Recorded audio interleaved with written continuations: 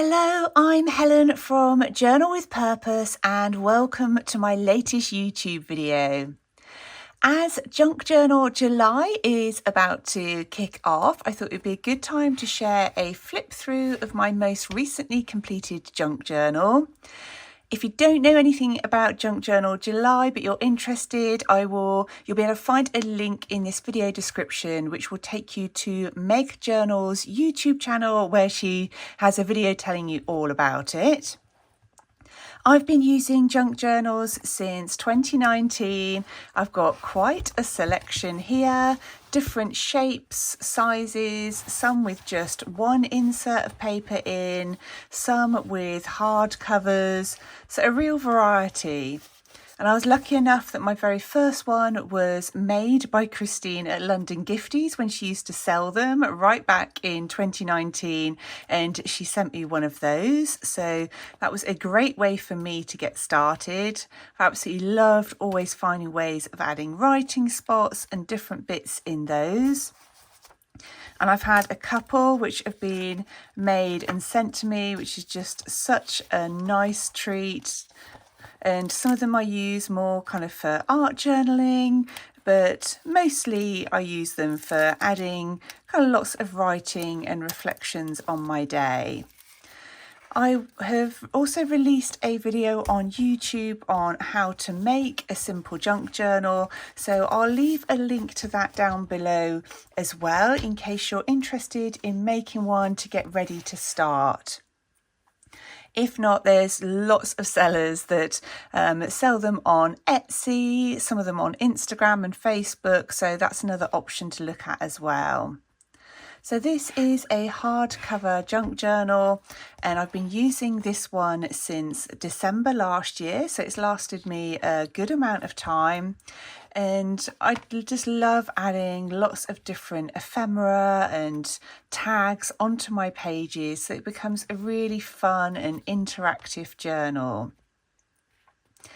I often at the weekend will add some writing spots, so add some tags, put down little pieces of paper, so that in the evening when I want to write in here, it's really easy to get started. I haven't got to get all of my supplies out. I tend to do that just once a week, but then I'll add extra decorations as I go through adding my journal entries.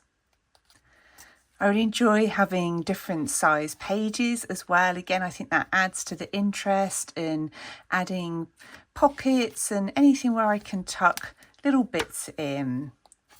This was actually the page I created for Junk Journal January when I took part in that, and then we move into my pages from all of January. A lot of the printables I used here were from Pink Monarch Prints. Absolutely gorgeous printables. That's a shop on Etsy. I think, oh, there's the prompt list from January. Just so much fun adding in all these little places for your writing and tags. Definitely one of my favourite ways to journal. I actually think it's really forgiving because you've already got those backgrounds on your pages if you're using things like patterned paper, so you don't have to start a whole page from scratch. It's not like opening up that kind of blank white journal page. Just really enjoyable. I was good. I kept up with Junk Journal January. I managed to put an entry in here, I think, every day of the month, and I'm definitely going to try and do the same again for July. But I have lots of different journals on the go, so I think probably once we got out of Junk Journal January, I just dipped in and out as and when I wanted to. So you can see, I think this one I must have done in February, probably for Valentine's Day, then March. So it's absolutely fine to dip in and out of different journals as and when you want. These are from this, I used my stencil from my product range, and then lots of the imagery is cut from tapes from London Gifties. I love adding little photos and things in there. That was my daughter came home for Mother's Day. So adding really special little mementos to my pages, which just make it so special to look back through. Here I just added some black acrylic paint and used a white gel pen on top. Another great way of adding a journal spot. Again, I've got some more photos and things here. This was just kind of, for me, the starting to feel like spring, and I wanted to document that in my journals. Added a little origami envelope in here, so again I could tuck in some more notes and things I wanted to remember. And I decorate a lot of my own tags. They're really handy, again, for being add to your pages. I just think they're just so much fun to keep opening up. And these are pages that I've coffee dyed, and I think they give a really interesting effect on that background. And I think this paper and these were cut out from Daphne's Diary magazine.